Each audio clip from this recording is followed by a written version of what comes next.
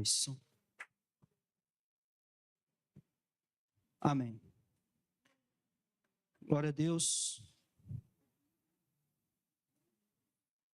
Boa noite a todos, graça e paz em nome de Jesus, amém? Abram suas Bíblias ao livro de Lucas, capítulo 1. Hoje, em nome de Jesus, nós vamos iniciar o estudo do Evangelho de Lucas.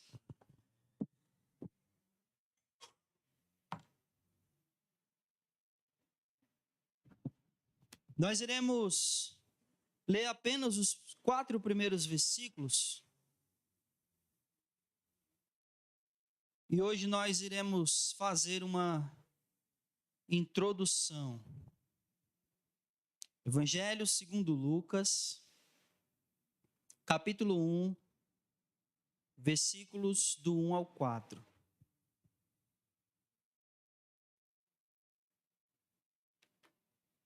Diz assim: visto que muitos têm empreendido uma narração coordenada dos fatos que se realizaram entre nós, transmitidos pelos que desde o princípio foram suas testemunhas oculares e ministros da palavra, pareceu adequado também a mim, excelentíssimo Teófilo, depois de investigar com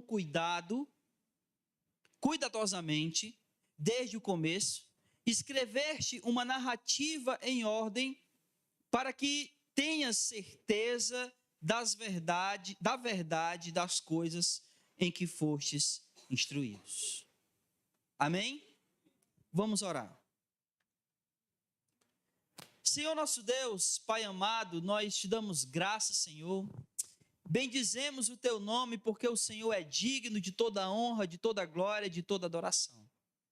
A tua igreja se reúne neste lugar e ela te adora, ela te bendiz e ela exalta o teu nome. Mas a tua igreja também, ó Deus, se reúne neste lugar para aprender da tua palavra, para aprender do Senhor, do seu Senhor, do nosso Senhor, coisas, Senhor, relacionadas à fé em Ti, à doutrina da Tua palavra. E nesse momento nós nos reunimos como Teu povo para aprender de Ti. E mais uma vez iniciamos um estudo de um livro, Senhor, da Tua palavra, da Escritura Sagrada. E como sempre fazemos, Te pedimos que o Senhor ilumine o nosso entendimento. Ilumina-nos, ó Deus, o nosso espírito, nos dá capacidade para compreender a Tua palavra, porque só o Senhor é que pode nos iluminar e nos dar essa capacidade. Nos ensina a Tua palavra, nos ensina a Tua vontade, fala, Senhor, através da Tua palavra ao nosso coração. E prepara-nos, ó Deus, para ouvirmos, compreendermos, guardarmos e praticarmos a Tua palavra. Essa é a nossa oração, é isso que rogamos, é isso que clamamos, e desde já agradecemos o nome santo de Jesus. Amém, Senhor. Louvado seja Deus. Bom, a gente vai, como eu disse, fazer uma breve introdução. E eu quero dar algumas informações, pode passar, Rebeca. Eu quero dar algumas informações. E, primeiramente, obviamente, né, o autor do Evangelho de Lucas é Lucas, obviamente. E óbvio que o Evangelho leva o nome dele, não sei se vocês estão conseguindo ver direito aí. Melhorou? Só piorou para mim, mas tudo bem. Óbvio que o Evangelho, né, leva o nome de Lucas porque foi Lucas quem escreveu. Porém, há poucos indícios internos, ou seja, dentro do próprio Evangelho, que diz que o livro foi escrito por Lucas. O que nós temos é a tradição oral, a tradição da igreja, que sempre veio, né, nessa tradição, atribuindo o Evangelho de Lucas, e não apenas o Evangelho de Lucas, mas também o livro de Atos, a Lucas. Então, Lucas, o médico, foi aquele que escreveu tanto o Evangelho de Lucas como o livro de Atos, que, aliás, os dois livros, eles são uma continuação um do outro. É como se nós tivéssemos, por exemplo, um filme, aí tem o filme 1 e no próximo filme vai ser o 2. Então, o livro de Atos é a continuação do Evangelho de Lucas. Tanto é que quando a gente chegar no final do livro, a gente vai ver isso, que o livro de Atos inicia da maneira como o livro de Lucas termina. Ok? Então, como é que o livro de Lucas termina? Termina com Jesus dizendo para os discípulos não se ausentar de Jerusalém até que eles fossem revestidos de poder do alto. E aí o livro de Atos começa exatamente da mesma maneira. Jesus dizendo para eles que eles não se ausentassem de Jerusalém até que eles fossem revestidos de poder. Porque vocês já assistiram uma série que termina a primeira temporada, aí passa quase um ano para começar a segunda? Já assistiram uma série assim? Quase todas são assim, né? E aí, quando vai começar a próxima temporada, o que acontece? Ele faz o quê? Uma recapitulação. Então, o início do livro de Atos é como se fosse uma recapitulação do final do Evangelho de Lucas. Amém? Então, o autor é Lucas. O tema do Evangelho de Lucas é esse que vocês estão vendo aí. Buscar e salvar o que se havia perdido. Esse é o tema do Evangelho de Lucas. Você vai ver esse tema assim perdurar, perpassar por todo o Evangelho. Você vai ver sempre Jesus naquela busca por aquilo que havia se perdido. Deixa eu dar um exemplo. Lucas capítulo 15. Se você quiser abrir, fique à vontade, mas eu vou apenas citar. Em Lucas capítulo 15, o que acontece ali em Lucas capítulo 15?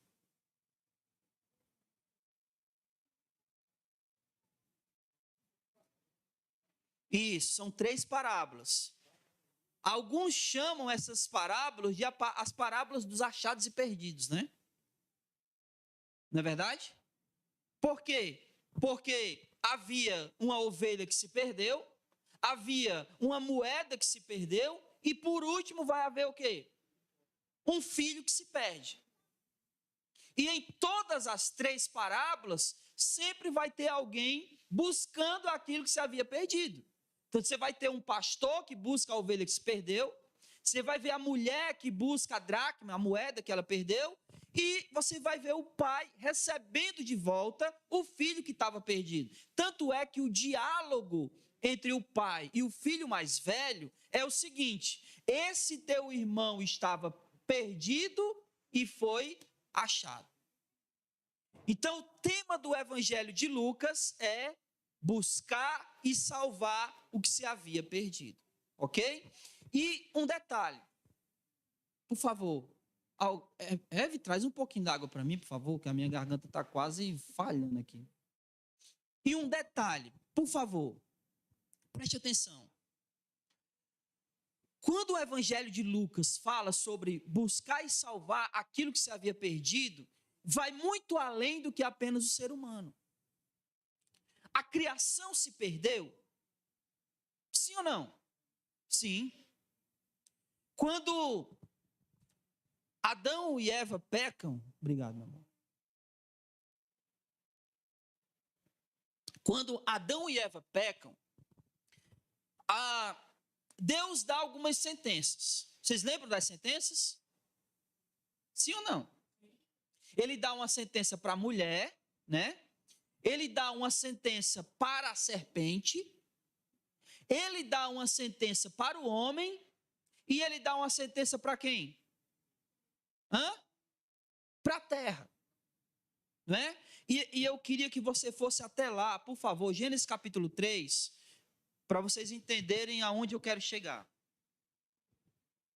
Gênesis capítulo 3, versículo 17 e 18. Eu sei que é um livro muito difícil de achar, Gênesis.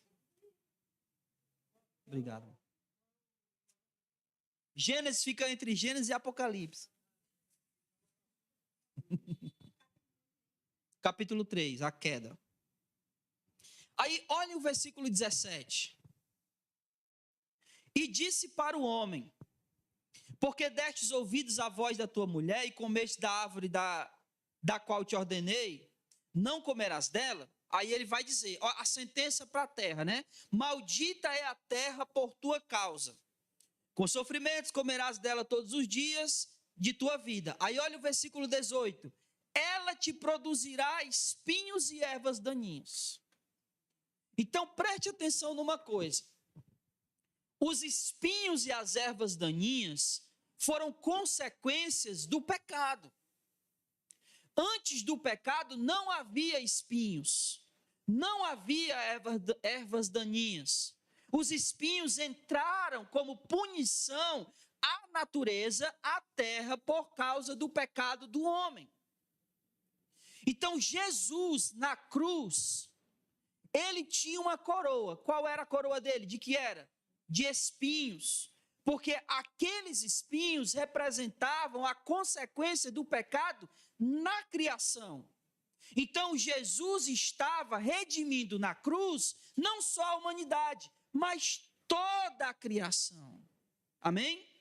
Então o Evangelho de Lucas tem como tema buscar e salvar o que se havia perdido. Não só o ser humano, mas toda a criação. Amém? Então esse é o tema central do Evangelho de Lucas. Lucas está aqui falando que Jesus veio com esse propósito, buscar e salvar aquilo que se havia perdido. Muito bem, então vamos lá. Qual o propósito do Evangelho de Lucas? Está aparecendo aí, né? Qual o propósito do Evangelho de Lucas? Esse propósito aqui, por favor, preste atenção. Esse propósito é um propósito teológico, tá? Eu não estou falando de motivação para escrever. A motivação para escrever a gente vai ver já já nos 4 versículos que a gente leu, tá? Mas eu estou falando do propósito do Evangelho de Lucas. E o propósito do Evangelho de Lucas é mostrar Jesus como homem. Todos os 4 evangelhos, eles têm um propósito dessa maneira. Por exemplo, o Evangelho de Mateus, o propósito de Mateus é mostrar que Jesus é o quê? Qual o propósito do Evangelho de Mateus? Mostrar que Jesus é o quê? É rei.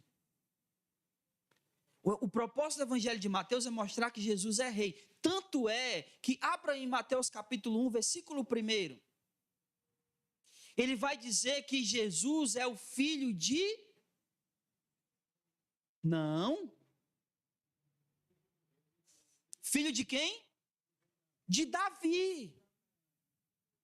A genealogia de Mateus começa com Jesus é o filho de Davi, porque o propósito de Mateus é descrever Jesus como rei. E nenhum rei sobre Judá, sobre Israel, ele não podia ser um rei que não fosse descendente de Davi. Então a genealogia de Mateus começa com Jesus, filho de Davi. Porque o propósito de Mateus é apresentar Jesus como rei. Ok?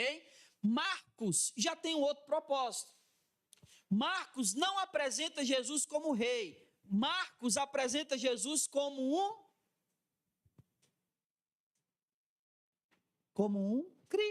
os grilos. Como quê? Como um servo.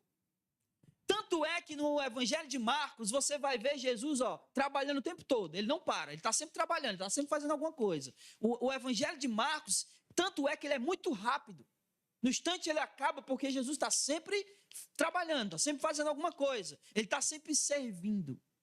Então o propósito de Marcos é apresentar Jesus como servo. Mateus rei. Marcos, servo. E João? Guardem isso, verdade, Alberto. Guardem isso.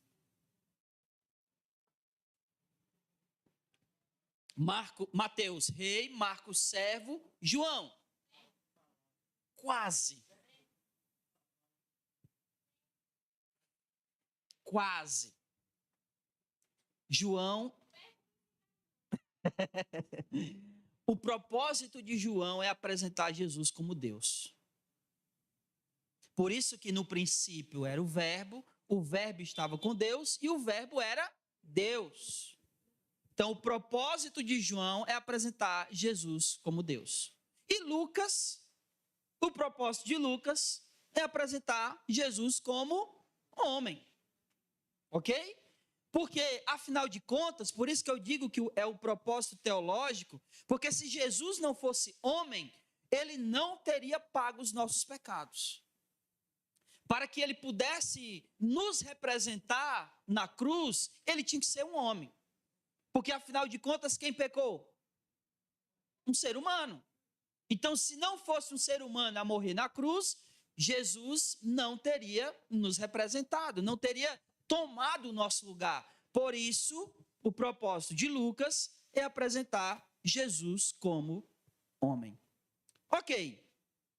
Destinatário é Teófilo, né? E eu não vou falar muito a respeito de Teófilo, porque na verdade nós temos poucas informações a respeito de Teófilo. A gente tem algumas conjecturas a respeito de Teófilo, quem ele foi, né? O que se sabe com certeza é que ele era romano. Aí alguns vão dizer que ele poderia ser um comandante, né, romano, alguma coisa da alta cúpula romana. Outros até vão dizer que ele era alguém muito importante, com muito dinheiro, e que financiou esse escrito, tanto do Evangelho como do livro de Atos. Tanto é que os dois livros são endereçados a Teófilo, né? Ele é o destinatário. Alguns vão dizer que Lucas está escrevendo para Teófilo que ele era um comandante, justamente para dizer, olha, o cristianismo não é uma seita, o cristianismo é muito mais do que isso, né? Porque os judeus estavam falando para os romanos, principalmente quando Paulo foi preso, que o cristianismo não passava de uma seita. Então, alguns vão dizer que Lucas está escrevendo para Teófilo justamente para demonstrar que o cristianismo é muito mais do que uma seita. Não é uma seita, vai muito além do que isso, né? Mas não temos muitas informações sobre Teófilo. O que a gente tem Lucas escreveu especificamente para ele. O que não significa dizer que porque Lucas escreveu para Teófilo, não serve para nós. Isso não significa isso. O destinatário era Teófilo, mas tudo que Lucas escreveu a respeito de Jesus, obviamente, serve para qualquer pessoa em qualquer época, tá? Uma coisa importante é que 2 dos evangelhos foram escritos para judeus e 2 foram escritos para gentios. Então, por exemplo, Mateus é escrito direcionado mais aos judeus, João também é mais direcionado aos judeus, agora Lucas e Marcos foi direcionado aos gentios, sendo que Lucas foi direcionado aos romanos e Marcos direcionado aos gregos, ok? Mas a gente tem aí 2 direcionados a judeus e 2 direcionados a gentios. Muito bem. Para finalizar, e aí agora eu digo a frase que a Roberta disse, marquem isso, guardem isso, tá? O Evangelho de Lucas foi escrito entre o ano 70 e 80 depois de Cristo.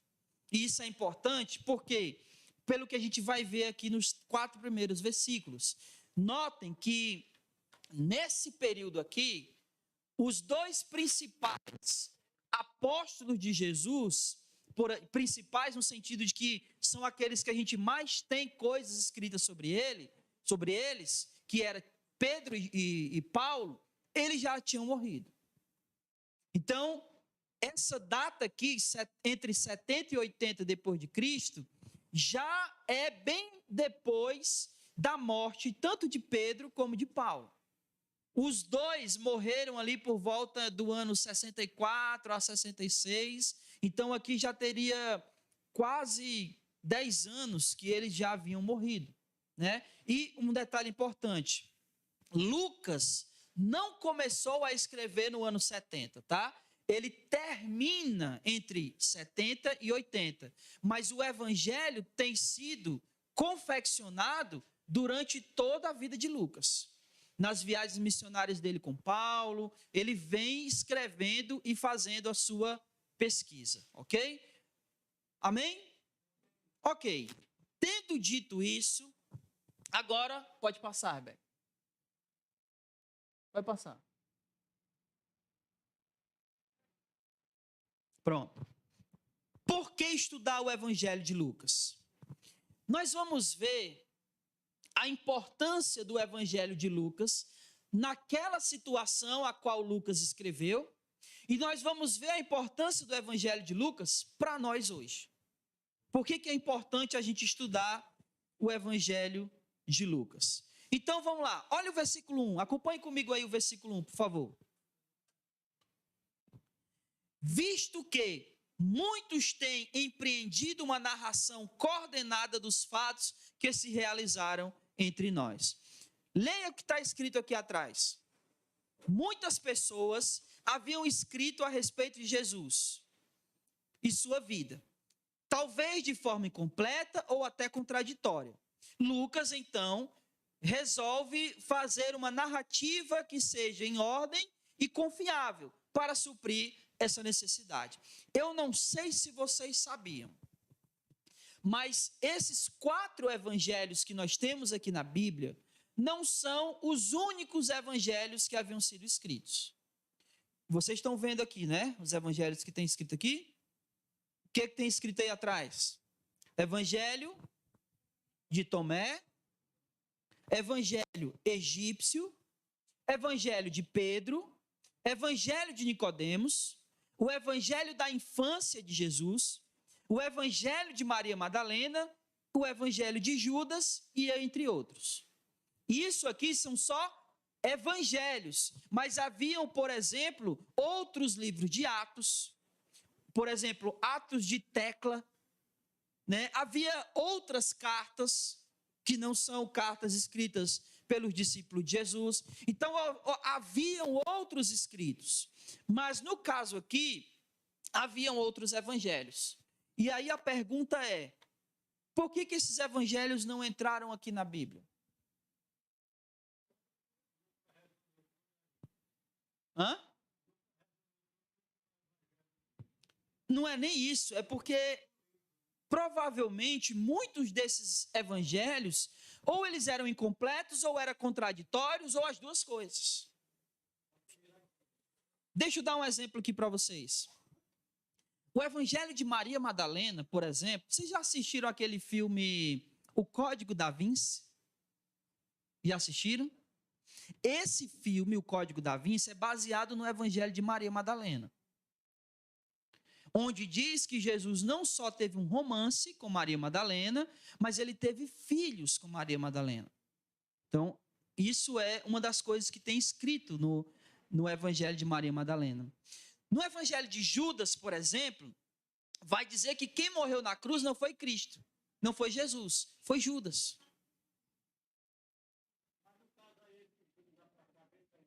É o Iscariotes, nesse caso aqui sim. E agora me fugiu a memória se é no Evangelho de Judas ou é no Evangelho de Tomé, que vai dizer que Jesus teve um romance com Judas. O Evangelho da infância de Jesus, por exemplo, vai contar que Jesus fazia malinação com seus poderes, por assim dizer. Por exemplo, um menino fez alguma coisa que ele não gostou, ele transformou o menino num bicho. Um sapinho, um passarinho. Então, esses evangelhos são assim. Eu não lembro, eu não sei se vocês sabem, mas há muitos anos atrás, eles fizeram um filme contando sobre a infância de Jesus. Não sei se vocês lembram, que até um filme onde mostra um passarinho, que ele morria, aí Jesus era criança, ele vinha, tocava no passarinho, o passarinho voltava à vida e saía voando. Existe esse filme, ele é bem antigo, mas ele é baseado no evangelho da infância de Jesus. O que nós temos nos 4 evangelhos, a gente não tem Jesus criança, a gente tem Jesus bebê, quando ele é apresentado no templo, e depois a gente vai ter aqui em Lucas Jesus com 12 anos. E aí a gente não sabe o que aconteceu dos 12, porque depois só vai aparecer Jesus de novo com quantos anos? Com 30. Né? Com 30. Quando ele é batizado por João, ali ele já tem 30 anos. Mas o que aconteceu do 0 aos 12, ninguém sabe. Né? Aliás, do 0 aos 11, ninguém sabe. Dos 13 aos 30, ninguém sabe. Porque não tem registro disso. Pode falar.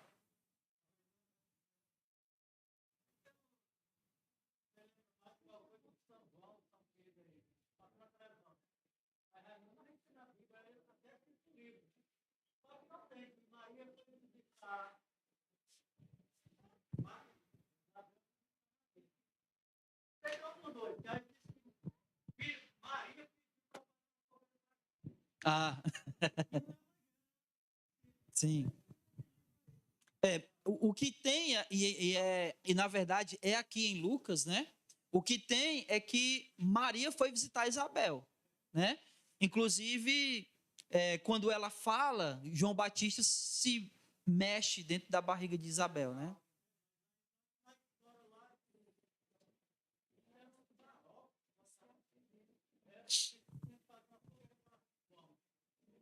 Para João Batista, sim. Sim. Olha, é muito provável, dependendo até da época, aliás, da época que eu digo assim, o período, né? O período do ano em que Maria foi visitar Isabel, é muito provável que eles tenham feito uma fogueira. Porque se tivesse frio, era a única maneira de se aquecer. Mas não uma fogueira em homenagem a João. Era uma fogueira porque era a única maneira de se aquecer e também porque o fogo era o único tipo de iluminação que existia. Então era uma homenagem, no caso, né? Só faltou pular a fogueira, né? Tinha não uns pulos na fogueira lá? Hum? Então, vamos lá. Olha só, muitos haviam escrito coisas sobre Jesus. E Lucas, ele tem essa preocupação. Porque muita gente escreveu muita coisa a respeito de Jesus, porém muitas dessas coisas eram coisas que não faziam sentido em relação a Jesus, ou seja, não eram corretas em relação a Jesus. Né? Como esses evangelhos que eu citei para vocês, com muitas coisas contraditórias e muitas coisas incompletas. Então, Lucas, vendo essa necessidade, ele passa a confeccionar um evangelho, como ele vai dizer aqui, ó, versículo 1, uma narração coordenada dos fatos que se realizaram. Então Lucas, ele teve a preocupação de não apenas narrar o que aconteceu, mas narrar em ordem. Pode falar, Ben.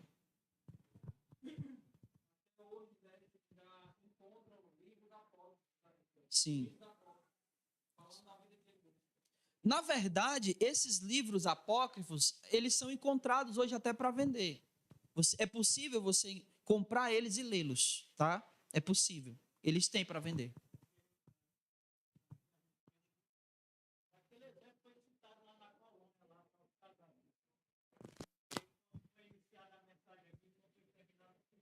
Sim. Uhum. Um outro detalhe do versículo 1 que eu queria que vocês notassem é que ele diz assim, ó. Olha aí para o versículo 1.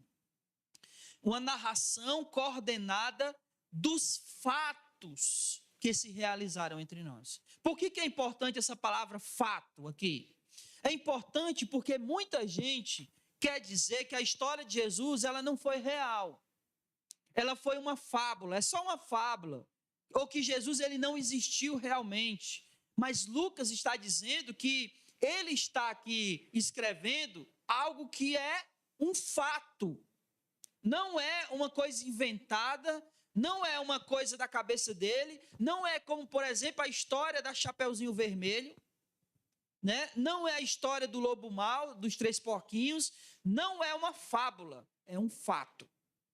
Então, Lucas está escrevendo algo que realmente aconteceu, ok? E ele se preocupou em fazer isso de maneira ordenada. Muito bem, versículo 2. Ele diz o seguinte: realizar entre nós, né, os fatos que se realizaram entre nós, assim termina o versículo 1, e o versículo 2 começa dizendo: transmitidos pelos que desde o princípio foram testemunhas oculares. E é aí que eu queria chamar a nossa atenção, testemunhas oculares. Lucas se preocupou em não apenas fazer uma pesquisa, como ele vai dizer aí, por exemplo, no versículo 3, quando ele vai dizer que ele investigou, mas ele se preocupou em investigar entre pessoas que vivenciaram, que viram o que aconteceu. Então, quais eram as pessoas que vivenciaram tudo o que aconteceu? Em primeiro lugar, quem são elas? Não, Lucas não. Os apóstolos. Eles são as pessoas que, em primeiro lugar, testemunharam, foram testemunhas oculares, que viram o ministério de Jesus, viram os milagres de Jesus, viram as obras de Jesus, presenciaram as palavras, os ensinos de Jesus. E também, tanto viram Jesus ser crucificado, como viram que Jesus ressuscitou. Então, Lucas, ele faz esse trabalho aqui de pesquisar, primeiramente, especialmente, entre aquelas pessoas que viram as coisas que aconteceram. E aí, tem um detalhe importante. Lucas, ele não somente fez o seu dever de casa, né, a sua pesquisa entre pessoas, como também ele consulta materiais que já estavam escritos. Por exemplo, dos 4 evangelhos, o que primeiro foi escrito foi Marcos. Marcos é o primeiro evangelho a ser escrito. Então é bem provável, muito possível, que Lucas ele consulta o evangelho de Marcos para escrever o seu evangelho. Tanto é que existem coisas no evangelho de Lucas que também está onde? Em Marcos. É provável que Lucas também tenha consultado o evangelho de Mateus ou tenha consultado a mesma fonte que Mateus consultou. Porque tem coisas que tem no evangelho de Lucas, que também tem no evangelho de Mateus, mas não tem em Marcos e nem João. Que só tem em Lucas e só tem em Mateus. Então, ou Lucas consultou Mateus, ou eles usaram a mesma fonte. Ok? Então, o evangelho aqui de Mateus, ele procurou investigar entre aqueles que foram testemunhas oculares dos fatos que aconteceram entre eles. Pode passar, Rebeca. Então vamos lá. O que estava acontecendo ali para Lucas querer escrever isso?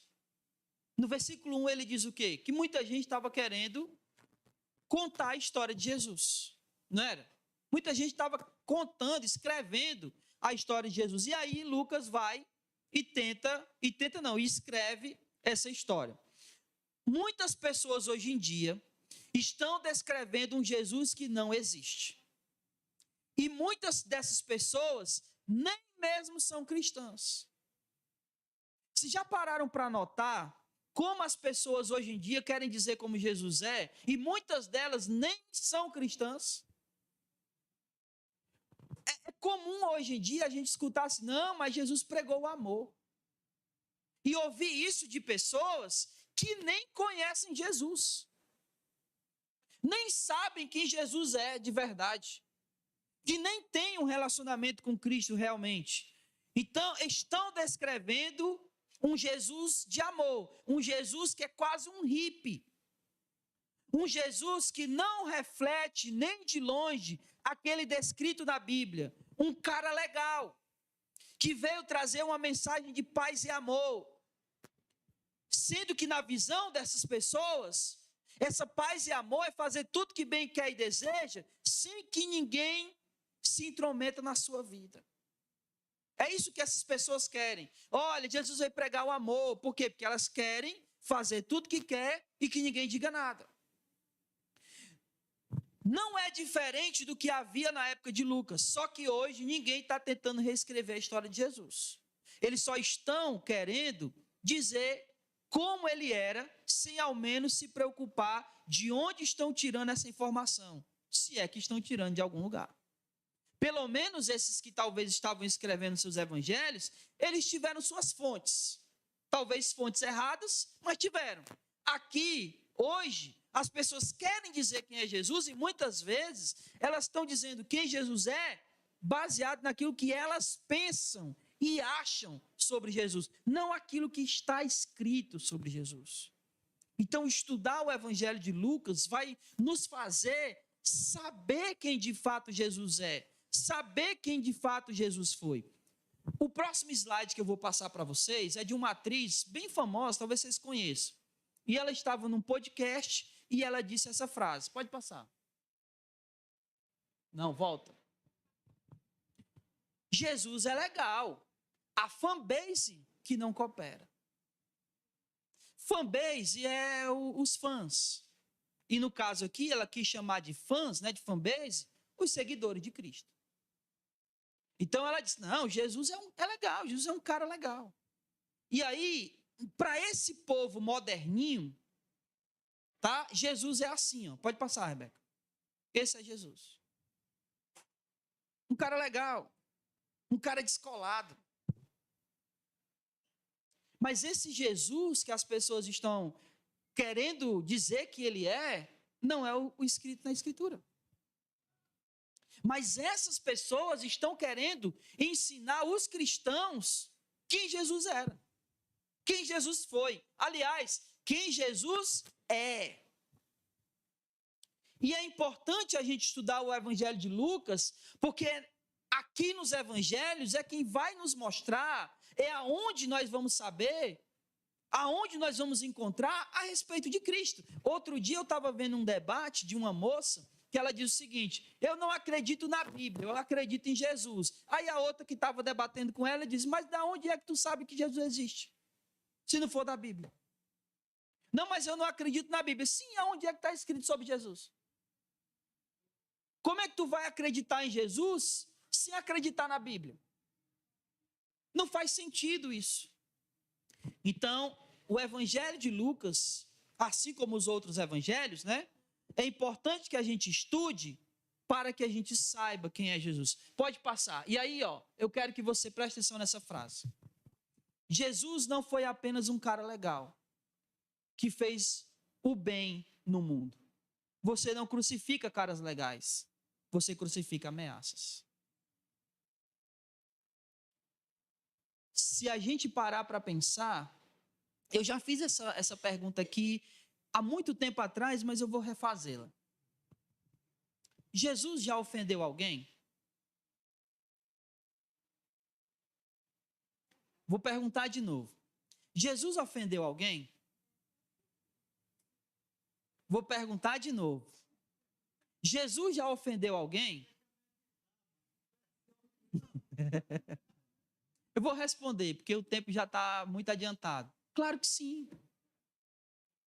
Vocês acham que Jesus dizia assim para os fariseus, olha, vocês são um bando de sepulcro caiado. Isso foi um elogio ou uma ofensa? Hã? Vocês acham que eles se sentiram ofendidos por ser chamado de sepulcro caiado? O que é um sepulcro caiado? Por fora está tudo branquinho, por dentro, podre. Foi isso que Jesus disse com eles. Aí alguém me diz, mas ele só fala isso com os líderes religiosos. Será?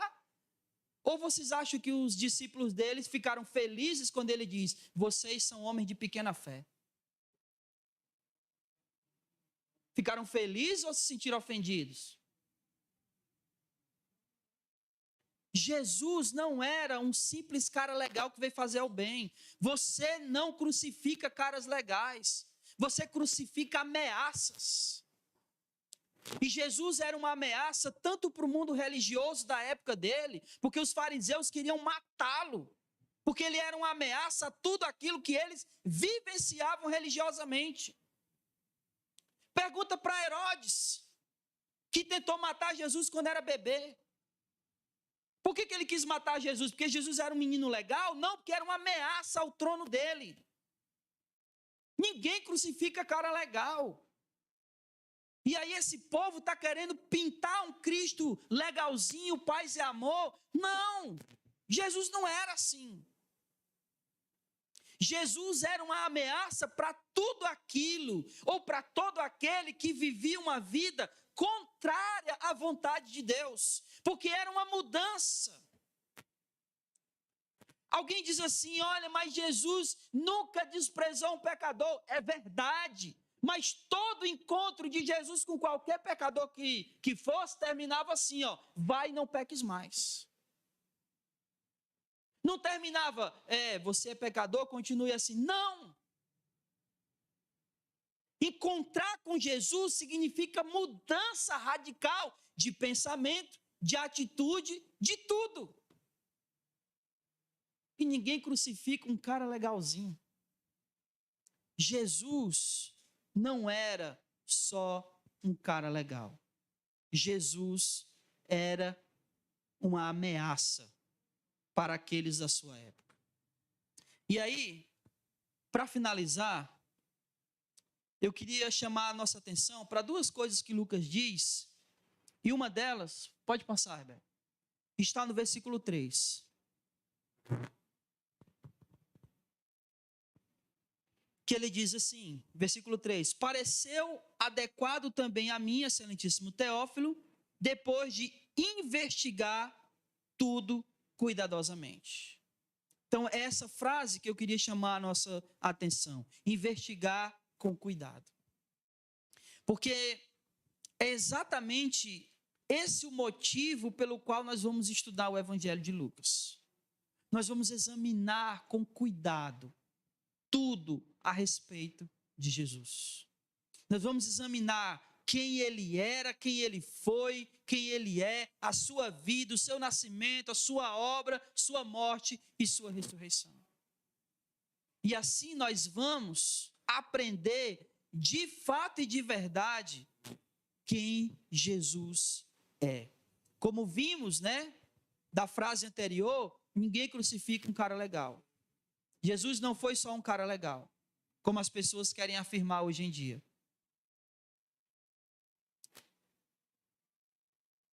E a outra frase está, pode passar, Rebeca, no versículo 4. Ele diz assim, versículo 4, para que tenha certeza da verdade das coisas que foste instruído. Então, a outra frase que eu queria chamar a nossa atenção aqui no versículo 4 é essa, para que tenha certeza da verdade. Muita gente está querendo dizer quem é Jesus sem conhecer Jesus. Mas a verdade sobre Jesus está nos evangelhos. E esse é outro motivo pelo qual nós vamos estar estudando o Evangelho de Lucas. Para podermos ter certeza da verdade a respeito de Jesus. E não nos deixar levar por qualquer coisa que se diga a respeito dele. E muitas vezes ditas por pessoas que nem sequer o conhecem, que não têm um relacionamento com ele. E essa certeza, na verdade, a respeito de Deus, olha o que ele diz no versículo 4, ó, para que tenha certeza das verdades, das coisas que foste instruído. Então, aquilo que nós iremos estudar sobre Jesus vai fortalecer a nossa fé nele. Vai fortalecer a nossa convicção. Olha a palavra que ele usa, certeza. Para que vocês tenham certeza quem é Jesus, e isso fortaleça a nossa fé. E nós iremos ter a nossa fé fortalecida, não numa historinha, não numa fábula, mas num fato. Num fato que de fato aconteceu. Jesus veio, Jesus viveu, Jesus morreu e Jesus ressuscitou. E é isso que nós vamos estar estudando durante esses meses que a gente estiver estudando aqui o Evangelho de Lucas. Por isso, se você tiver alguém, um amigo, um conhecido, um vizinho, que você queira que ele aprenda sobre Jesus, traga. Traga, porque ele vai saber quem é Jesus. E ele vai saber quem é Jesus segundo as Escrituras. Aplicações. Passa, Eva. Se não soubermos a verdade sobre Jesus, iremos acreditar em tudo que se fala sobre ele. Podemos até dar ouvidos ao que aqueles que nem mesmo são cristãos falam sobre Jesus. Então é muito importante que todos nós saibamos a verdade sobre Jesus. 2. A obra de Jesus, as coisas que ele fez e tudo que aconteceu são fatos. Não é uma história, não é uma fábula, mas sim um marco histórico. O que é um marco histórico? Um marco histórico é aquilo que marca a história. Como, por exemplo, Primeira e Segunda Guerra Mundial marcou a história. Então, a vida de Jesus é muito mais do que um marco histórico. Jesus dividiu a história. Porque tudo que acontece é ou antes de Cristo ou depois de Cristo. Então, a vida de Jesus não é uma história, é um marco histórico. Jesus é real. E por último, 3. O que foi escrito sobre Jesus, sua vida, sua obra, morte e ressurreição, é para que tenhamos a certeza, a convicção e fortalecimento da nossa fé em Cristo Jesus. Para não duvidar daquilo em que fomos instruídos, ou seja, aquilo que aprendemos sobre Jesus. O Evangelho de Lucas irá nos firmar ainda mais em tudo aquilo que nós já sabemos a respeito de Jesus. E quem sabe, iremos aprender mais coisas a respeito de Jesus. E assim, a nossa fé estará mais e mais fortalecida no Senhor. Louvado seja o nome dele. Vamos ficar de pé. Nós iremos, se Deus assim nos permitir, na próxima semana, nós iremos ver aqui o anúncio de João Batista e o anúncio de Jesus a Maria, a Isabel, pelo anjo Gabriel. Então, vamos estar orando agora e vamos voltar para as nossas casas. Amém. Senhor Deus e Pai, muito obrigado, Senhor, pela Tua palavra. E nós te pedimos que o Senhor nos conduza durante todos esses dias, todos esses meses que estaremos aqui estudando o Evangelho de Lucas. Pedimos que o Senhor nos abençoe para que possamos aprender mais e mais do Senhor e para que outras pessoas possam vir até este lugar e aprender a respeito do nosso Senhor Jesus. Que elas venham e conheçam a Ti, o único Senhor, o único Deus. E que assim sendo, Deus, em Te conhecendo, elas possam ter fé, e uma fé grande, e uma fé extraordinária na pessoa do Senhor. Que elas Te conheçam, que elas creiam em Ti, Senhor, e elas venham Te servir para a honra e glória do Teu nome. Nos abençoa com esse conhecimento, fortalece a nossa fé, nos edifica, Senhor, através do conhecimento da Tua palavra. É isso que nós Te pedimos. Leva-nos em paz, nos leva protegidos no caminho de volta, para que nenhum mal aconteça com nenhum de nós. É isso que rogamos e em Cristo Jesus nós Te agradecemos, hoje e para todo sempre. Amém. E louvado seja o nome do Senhor. Vamos em paz, que o Senhor nos abençoe e não saia sem cumprimentar o irmão com a paz do Senhor. Amém.